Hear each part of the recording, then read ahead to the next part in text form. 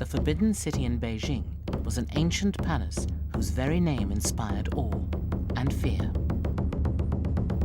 Its nearly 10,000 rooms were built for one man, the Emperor of China.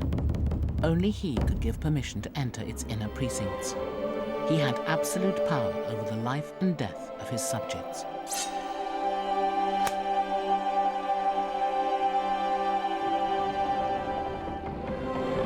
Until the 20th century, the Forbidden City was one of the most secret places on Earth. In the past, people who trespassed paid with their lives. But today, the price of an entrance ticket is cheaper, and 8 million visitors a year walk where once only emperors trod.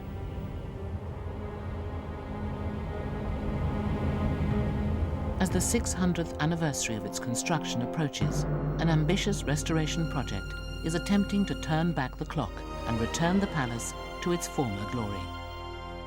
The renovation has solved some old mysteries and uncovered some new ones.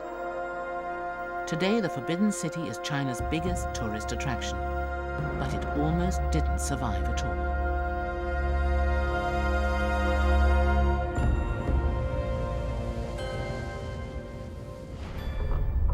Construction of the Forbidden City started in 1407. It took 14 years to complete.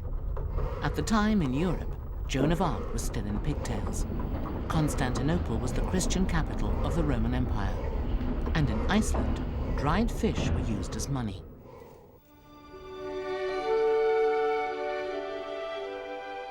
The Forbidden City was more than a city. In fact, it was bigger than the world's smallest country. 55 Buckingham Palaces or 100 football pitches could fit inside its walls. It's the biggest palace complex on the planet. For 500 years, it was the heart of the Chinese Empire, the seat of its government, and the home of its emperor. But by the 20th century, the Forbidden City and everything it represented, its buildings, the palace contents, and even the emperor himself, was under attack. Some wouldn't survive. The Forbidden City was a city of walls, high walls that separated it from the rest of Beijing. The most that ordinary Chinese people saw of the Forbidden City was a few roofs that peeked over the top.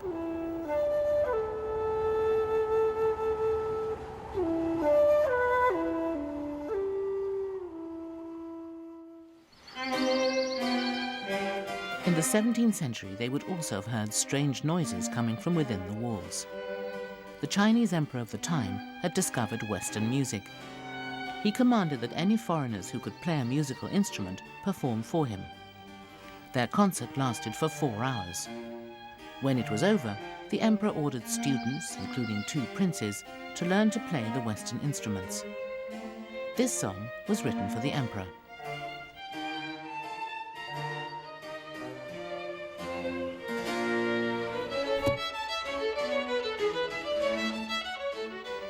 The musicians were able to enter where ordinary Chinese people could not.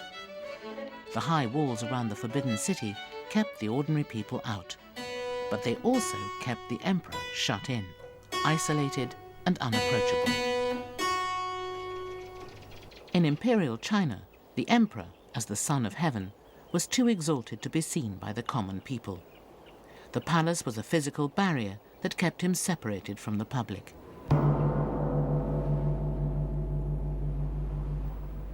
Commoners rarely saw the emperor, and if they did, it was from afar.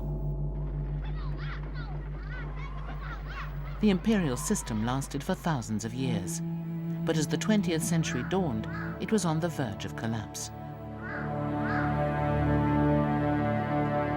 Puyi, the last emperor, lived in the Forbidden City from 1908 to 1924. For most of that time, he was a virtual prisoner there, having limited contact with the world outside the walls. His isolation would have been absolute, but for the introduction of a telephone. Puyi had the telephone installed despite the objections of his advisors and the fact that it overturned thousands of years of court etiquette. It meant that for the first time in history, commoners would be able to speak to the emperor. His advisors were horrified at the prospect. My teachers tried to talk me out of getting a telephone installed, saying if a telephone was installed, anybody could talk to the emperor, which was unprecedented. I persisted and told them to get me one.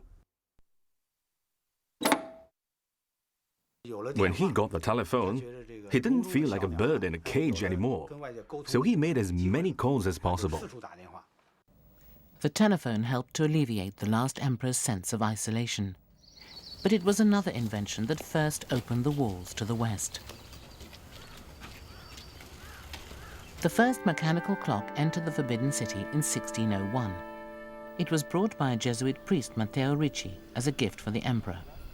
Ricci was a missionary who wanted to use the emperor to spread Christianity. The emperor wasn't interested in meeting Ricci, but he was interested in Ricci's clock. In fact, later emperors became so obsessed with clocks that they set up a clock-making department within the Forbidden City itself. And its creations do more than just tell the time.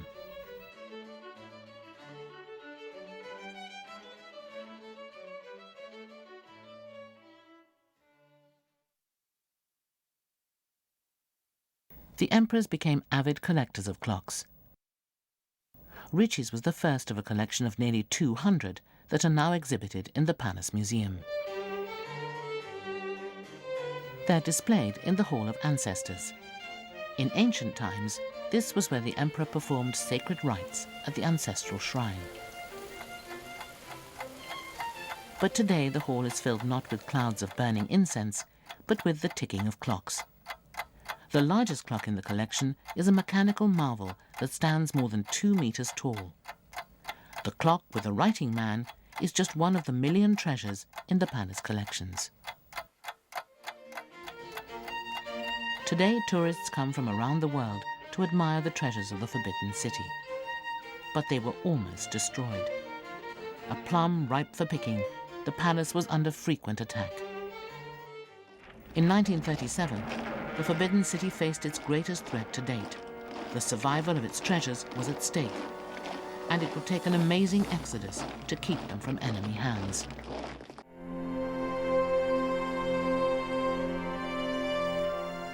In 1908, almost exactly 500 years after the construction of the Forbidden City began, the last emperor ascended the throne. He was the last of 24 Chinese emperors to live in the Forbidden City. The early 20th century was not a good time to be emperor. China was in turmoil. Foreign imperialists were attacking it from the outside, while revolutionaries attacked from within. It was during these difficult times that a child ascended the throne. In 1908, the old emperor died and was replaced by Pu Yi, a boy not yet 3 years old. He would be China's last emperor. Later in life, Pu Yi remembered his enthronement. I ruined the ceremony with my crying. I found it long and tiresome. When they carried me in and put me on the enormous throne, I struggled and cried. I don't like it here. I want to go home. I don't like it here. I want to go home. The young boy's words shocked the court, and they were interpreted as a bad omen. They were certainly prophetic. The last emperor ascended the throne almost before he could walk. But by the time he was 6, in 1912, revolution had not just pushed him off the dragon throne, it had ended more than 2,000 years of imperial rule. Although Pu Yi lost his throne, the new government agreed that he could continue to live in the Forbidden City in exchange for a peaceful abdication. He didn't know it, but his palace was about to become his prison. The new government took control of the grand public buildings in the front part of the Forbidden City, while Pu Yi retreated to the smaller domestic palaces in the rear.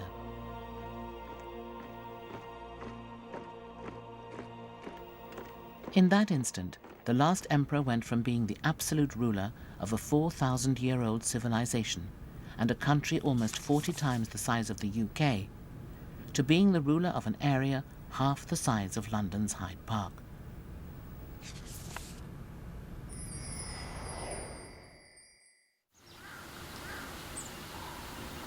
Living in the Forbidden City was like living in a gilded cage. But after the emperor was deposed, even the gilding lost its shine. Puyi's freedom of movement was restricted, and the generous pension promised to him when his stepmother accepted the abdication dried up. It was a lonely life. He didn't see his mother for 7 years, and he didn't see another child, not even his own brothers and sisters, until he was 10. In 1922, the 16-year-old emperor was given a bride, 2 in fact. He'd wanted to marry a 13-year-old, but his advisors preferred the more elegant 17-year-old Wang Rong. She became China's last empress. Her younger brother was one of the few children allowed to enter the Forbidden City. And although the emperor was 7 years older than his brother-in-law, they played together when he came to the palace. I had learned to ride a bike when I was at home. Later, I brought my bike to Puyi, and almost everybody learned to ride, even my sister, the empress. I took photos of her riding the bike.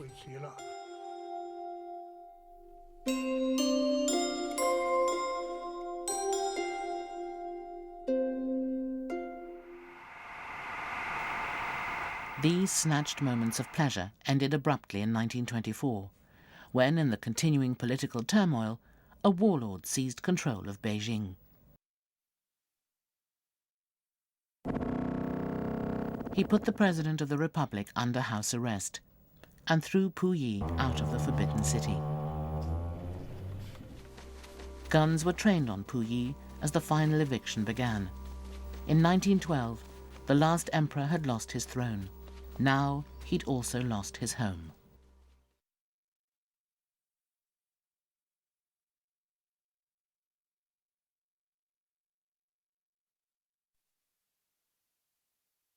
Puyi departed the palace in a hurry.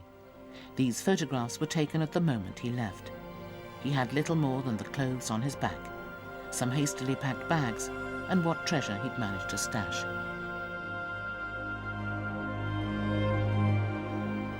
When Puyi went through the palace gate, he severed the last imperial connection with the Forbidden City.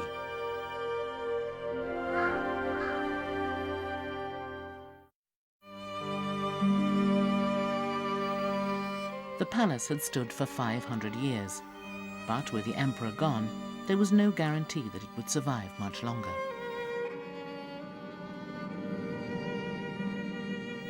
The previously closed world was suddenly thrown open, and no one knew what to expect. Before that time, entry to the Forbidden City's inner court had been restricted to the few people closest to the emperor. Commoners had never been allowed to enter the heart of the palace.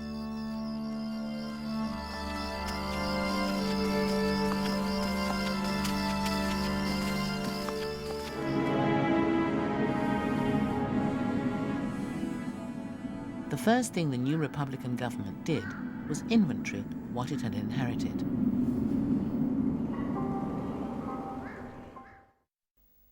There was no shortage of workers for the audit. Many people were extremely curious about the contents of the palace. Special care was taken to ensure that the palace treasures didn't go missing during the inventory. People always worked in groups, never alone. But it was winter when the counting work began, which created some unique problems. The palace buildings were unheated, but in order to prevent stealing, strings were used to bind the cuffs of workers' sleeves. This meant that small treasures couldn't be pushed up the sleeves, but it also meant that the workers' hands. Even the points of the brush pans froze. The inventory was done with scrupulous attention to detail. Not the smallest item escaped the auditor's notice. It became a kind of joke in China that, surrounded by objects of incalculable wealth and beauty, the first item they catalogued was a simple wooden stool. They even noted a half-eaten apple left behind by the emperor. But mostly their audit listed precious artifacts. They found that the palace was a vast treasure house filled with thousands of works of art. The number of precious ceramics alone, from imperial tableware to extravagant works of art, numbered in hundreds of thousands.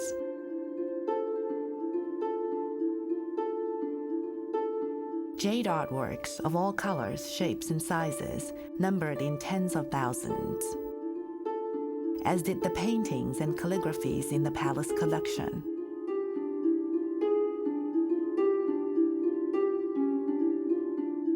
There was a huge variety of other items: statues, jewels, clocks, even scientific instruments. The list of palace treasures was almost endless. By the time the auditors were done, more than 1 million relics were recorded.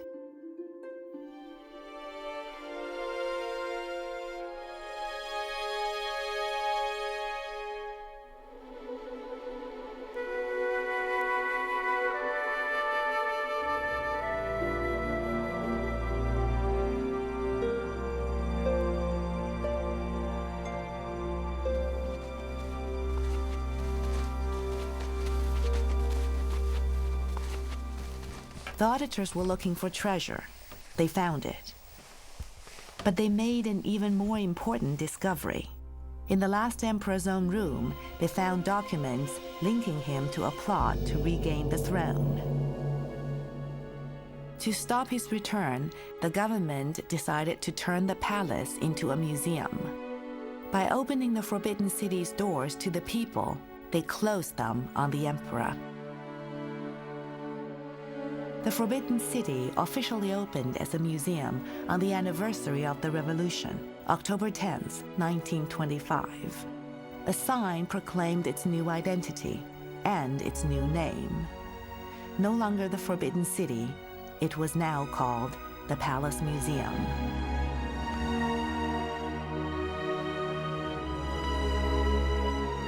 The opening of the museum was a momentous event. On that day, Chinese society was turned upside down. When the museum opened its doors to the public, it was the first time in 500 years that the ordinary Chinese people were able to enter the Forbidden City. The first time they could walk where formerly only emperors trod.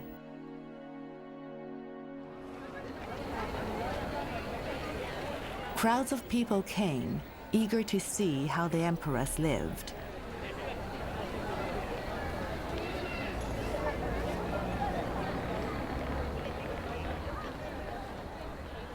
But within 3 years, plans were underfoot to tear the buildings down.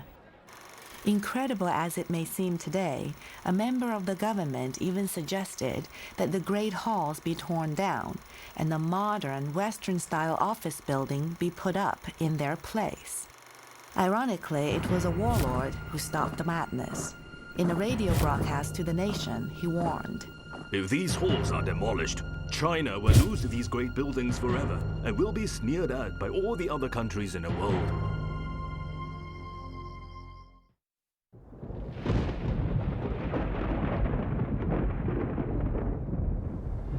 But just when the future of the building seemed secure, a new storm was brewing. This time, it would not be just the emperor who went into exile, but the entire contents of the palace. In 1931, the Forbidden City faced its greatest threat. The Japanese army attacked northeastern China and set up a puppet state called Manchukuo. To legitimize their rule, the Japanese installed Puyi, the last emperor of China, as the first emperor of Manchukuo.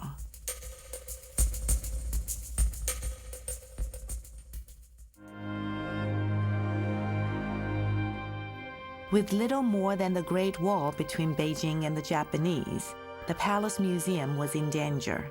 To save its treasures, the curators came up with an extraordinary plan. They would leave Beijing and take the entire contents of the museum with them. The evacuation of the Palace Museum treasures began on the night of February 5, 1933. Wooden handcarts were loaded with crates of relics and taken to the railway station. A staff member of the Palace Museum recalled what happened that night. It was very quiet. There was no sound except for the cards. No other sound. No one spoke, no one sang. Everybody felt cold, sad. No one knew when the treasures would be brought back, or even where they were going. The evacuation was so hasty that they left even before the final destination had been decided. A staff member joked. It was like looking for a graveyard while carrying the coffin. But it was no laughing matter. It's not easy hiding the contents of the biggest palace complex on Earth.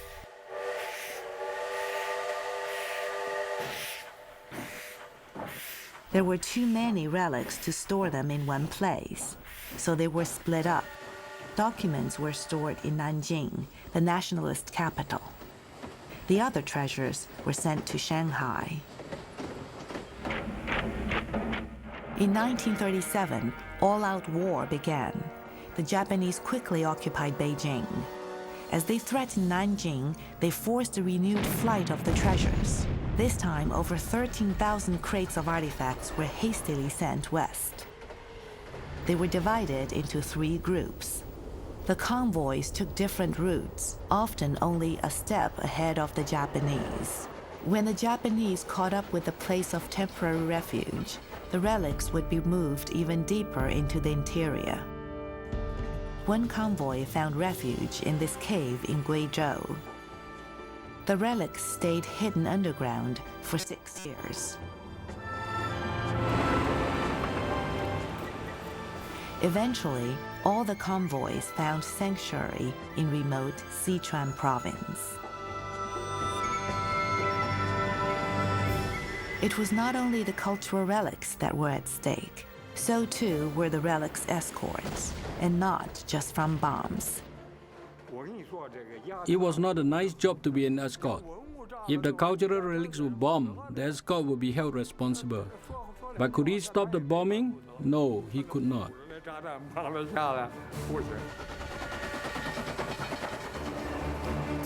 In the end, he wasn't injured. That was really lucky for him and for the cultural relics.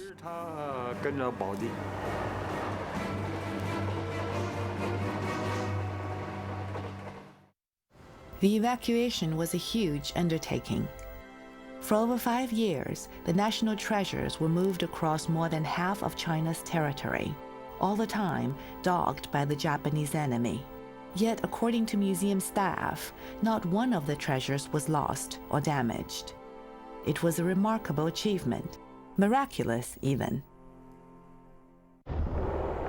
The war with Japan ended in 1945. China and its allies were victorious. The territory of Manchukuo was returned to China, and Puyi lost his country again. He began 15 years imprisonment, first in Russia and later back in China. Japan's defeat meant that the cultural treasures could come out of hiding.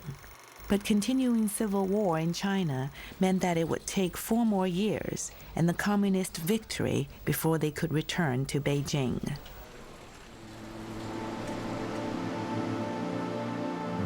Some relics never made it back to Beijing. More than a quarter of the total number of crates originally evacuated from the palace went astray. They weren't lost or destroyed. They were taken instead to Taiwan during the nationalist retreat. Today, they still sit in a separate, parallel palace museum on the other side of the Taiwan Strait.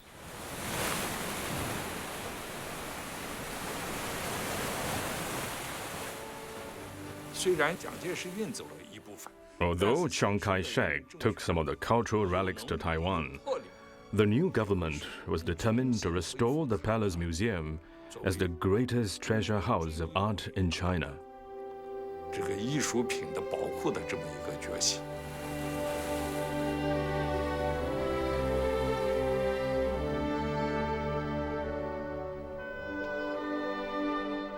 The communist victory in 1949 ushered in a period of change in China. and reversed the fortunes of the Palace Museum. With the artifacts safe, it was now time to save the buildings. In 1949, the Forbidden City was in a terrible state. Would time and neglect lead to its final destruction?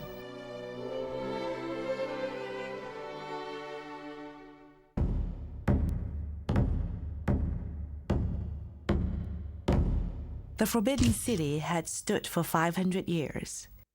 The home of 24 emperors, it had been China's most glorious monument. Yet 50 years of war and neglect had taken their toll. In 1950, weeds grew in the courtyard, roofs had caved in, whole buildings had tumbled down. In places, the piles of rubbish were so high that they topped palace walls. No longer revered as the mighty palace, local people now called it a dilapidated temple. Those piles of trash were like hills. They were so high that people could walk up them to reach the top of the palace wall. Many places were in ruins. Earth was piled up like hills beside the palace wall, and many buildings had collapsed. In 1954, Chairman Mao Zedong visited the Forbidden City. He climbed the wall to take a look around.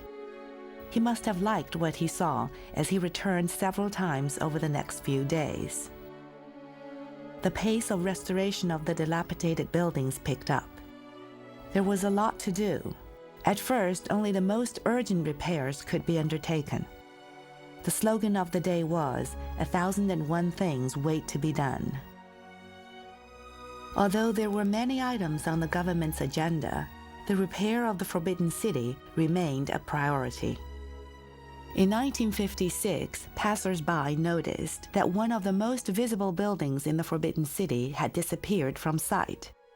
A new crisis began to unfold. The Northwest Watchtower was covered by a wooden shed. A rumor swept the city that it had been damaged beyond repair. Although we didn't care about the rumor, we have told our workers before the project began about things they should pay attention to.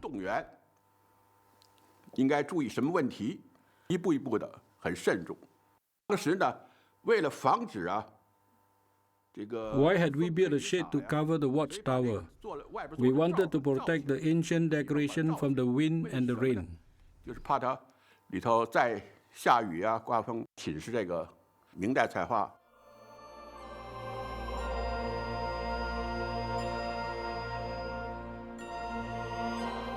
The Northwest Watchtower is among the most complex buildings in the Forbidden City. It's a building of little historical significance, but standing on the palace wall, it is one of the most visible. Its restoration tested the skill of the modern builders, but so too did its creation. Legend has it that it took the intervention of the Chinese god of carpenters to build it. By the early 1960s, the Forbidden City had begun to look like its old self. At that time, a remarkable event took place. Two old foes met again. One is former Emperor Puyi. The other is Ru Zhongling, the commander of the troops who banished him from the imperial palace in 1924. Shortly after this meeting, Puyi visited the Forbidden City for the first time in almost 40 years. It was an emotional return. He wrote in his autobiography, To my surprise, the dilapidated scene at the time I left the imperial palace was nowhere to be found. Every place looks brand new. In the imperial garden, I saw some kids playing in the sun. I saw some old men sipping tea in the tea house. The imperial palace has gained a new life. Another 40 years have passed since Puyi's last visit. The Forbidden City has now entered the 21st century. In 2004, almost exactly 600 years since construction on the Forbidden City began, a huge new project is underway.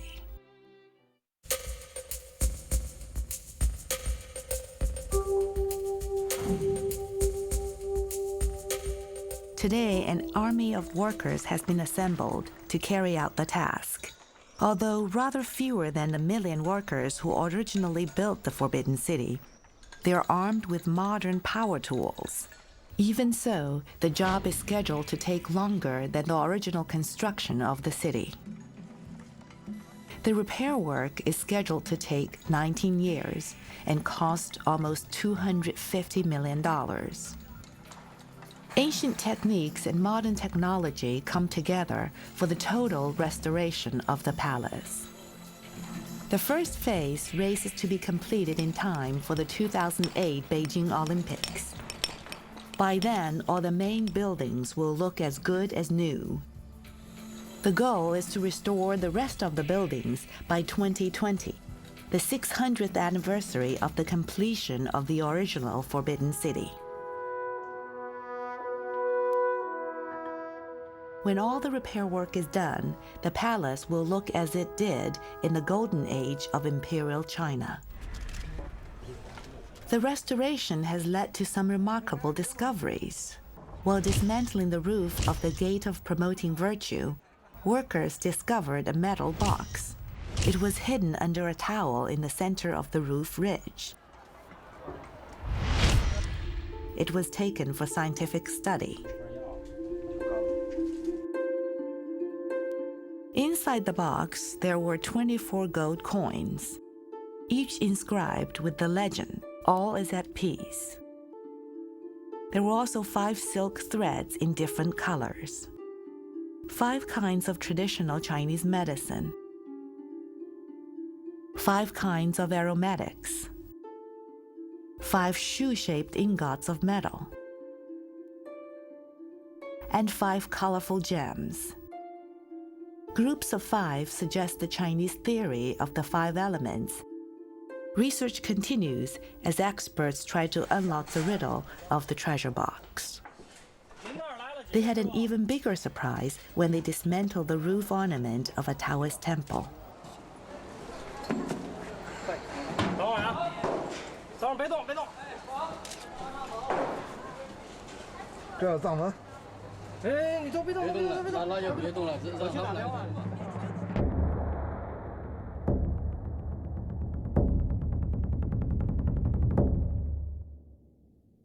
千万别动啊！ The mystery deepened as more surprises quickly followed. 1、2、起！还有呢，哟，哇，这么多，高举！哎呦，好，走，往那边走，给落下去啊！放下去，这里全是，直接往下抬，直接往下抬，把那个，哎，真长哎，这个长的不长的耽搁吧？不，里面那层都是长的。 Surprise number 1 was the discovery of 3,000 volumes of Buddhist scriptures secreted in the roof pommel. Surprise number 2 was that Buddhist manuscripts were hidden in the roof ornament of a Taoist temple. And surprise number 3 was that the Buddhist texts were written not in Chinese, but in Tibetan. The Buddhist texts were found in 3 places in the roof panel. It's an unprecedented discovery and a mystery that confounds the experts. 全是佛教的东西啊！佛教的东西，那千人殿可是道教的场所。道教场所放的佛教，放的佛教，这有意思。为什么？中国人的宗教观了，是三教合一。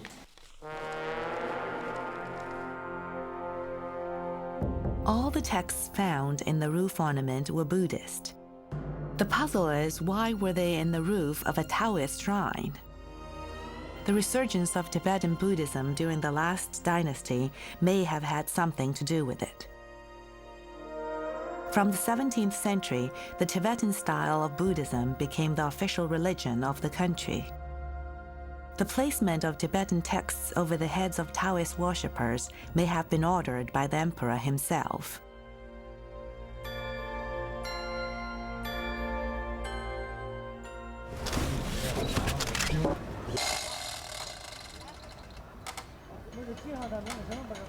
It takes a year to restore the roof ornament. When it is put back on the roof, so too are the Buddhist manuscripts. 2 key principles underlie the Forbidden City restoration: respect for history, and fidelity to the original state. Even after 600 years, the palace continues to surprise. No one knows how many more secrets will be uncovered.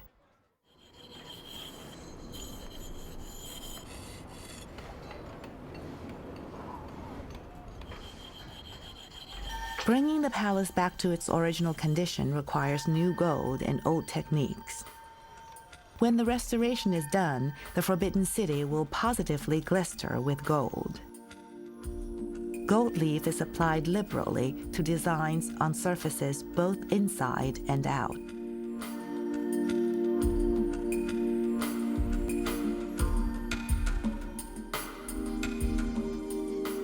The gold foil used in this part of the restoration project was made by the Nanjing Gold Foil Factory, which itself has a history of several hundred years.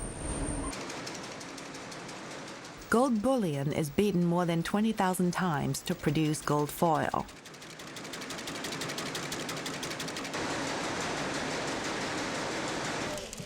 The gold foil is thinner than a butterfly's wing, as soft as silk, and as light as a goose feather. The foil is equal to 1/500th of the diameter of a hair.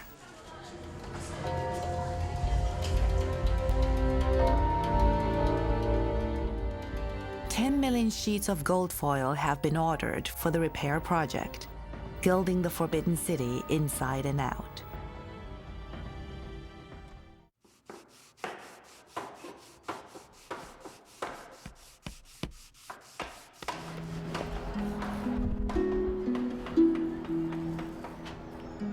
Traditional materials and techniques are used in order to retain the original appearance of the buildings in the Forbidden City. The wood pillars require a kind of preservative paste on their surface.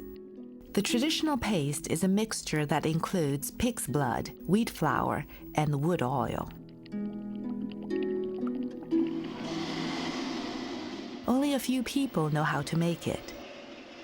The recipe is hundreds of years old and has been handed down orally from one generation to the next. The precise formula is kept strictly secret. Pig's blood is not the only unusual ingredient. Plant fiber is worked into the paste to keep it from cracking. On large surfaces like gates, at least 6 layers of paste and 2 layers of fiber are applied. The techniques used in the repair of the Forbidden City carry on the history of traditional Chinese architecture, a history that goes back hundreds of years. New gold and ancient techniques combine to make the palace shine. The building that uses the most gold in the Forbidden City is the Hall of Supreme Harmony. It is on the pillars, walls, and ceilings. The bricks used to pave the floor are called golden bricks, but they have nothing to do with precious metal. The bricks on the floor of the Hall of Supreme Harmony are hundreds of years old. But even after so many years, they still shine like new. These golden bricks are unique to the Forbidden City. They cannot be found anywhere else in the world. They come from an imperial brick factory near Nanjing. Special techniques were used to make the bricks. It is an elaborate and time-consuming process. Good earth is mixed with water and filtered several times. Then the clay is left in the open air for a year to rid it of its earthy quality. After brick bases are made, they are dried in the shade for another 7 months. Finally, the bricks are fired in the kiln for another 2 months. Each load of bricks consumes 50,000 kilograms of fuel. The entire process of producing a golden brick takes 2 years. Why are they called gold bricks when they're made of mud? One explanation has it that these bricks were so expensive to make that they cost as much as gold. The gold bricks paving the interior halls have stood the test of time. Even after several hundred years, they are in such good condition that they do not need replacing. The regular bricks in the courtyards have not fared as well. Some are in very bad condition. And with 20 million paving bricks, there are a lot to replace. Ancient skills are used in the restoration, but it wouldn't be complete without the injection of modern technology. These new skills are coming from an international team, all aiming to secure for future generations this palace of treasures.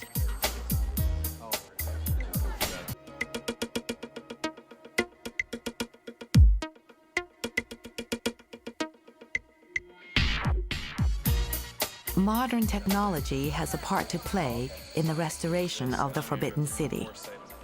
Foreign experts also play a part. It's a big project that calls on many skills.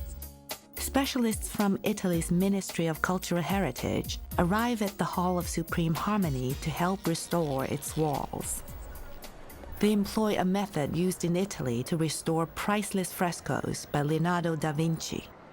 Resin is injected into the walls to stabilize them. Besides the experts from Italy, specialists from the United States, Japan, and Hong Kong also help. It's a global effort. The preservation of the Imperial Palace is not a task just for the Palace Museum staff. It's not the task just of the Chinese people.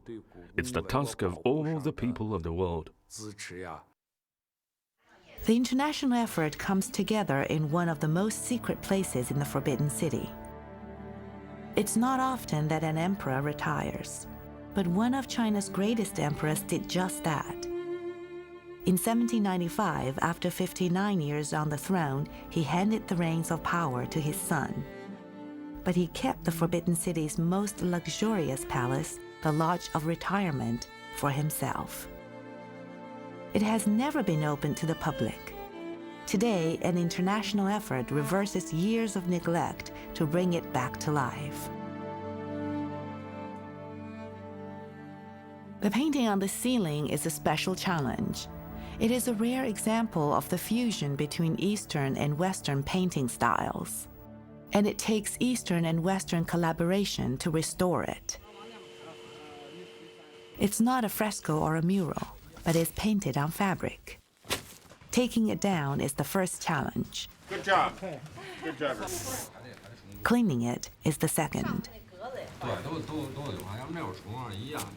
Although it will be glued to the ceiling, the painting is as precious as any 200-year-old picture hung on the wall. The restoration takes 100 stages.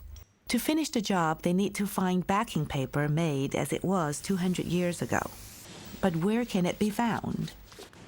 American experts suggested using South Korean paper, but the museum curators vetoed that idea, insisting that Chinese paper be found. Work on the painting went on even while they searched for the right kind of paper. 7 expert restorers worked on the painting.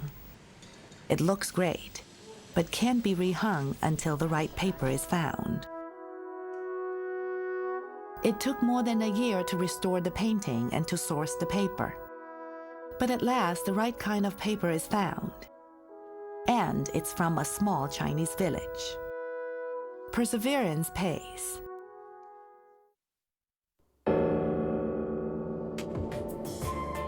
It's not only the buildings that are being whipped into shape.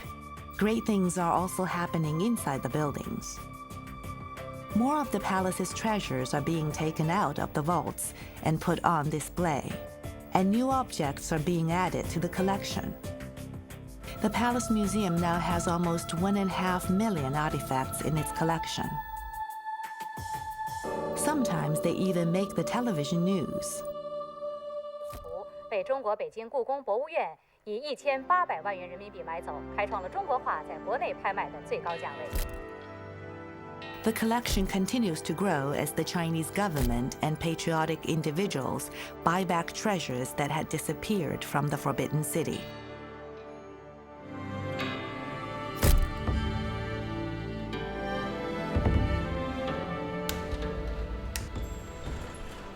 In 2004, a project was started to catalog them all. It will take 7 years. All cultural relics, including the art collections, court utensils, and historical documents, will be sorted and recorded using the most advanced information technologies.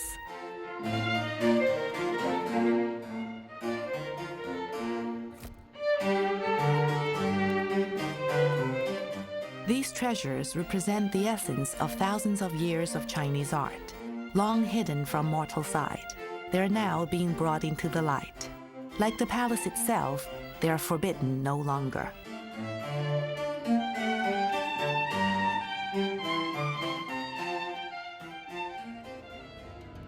The Forbidden City is the best preserved imperial palace complex in China and the largest ancient palatial structure in the world. It was built by an egotistical emperor to humble and awe all who saw it. Almost 600 years later, it continues to awe.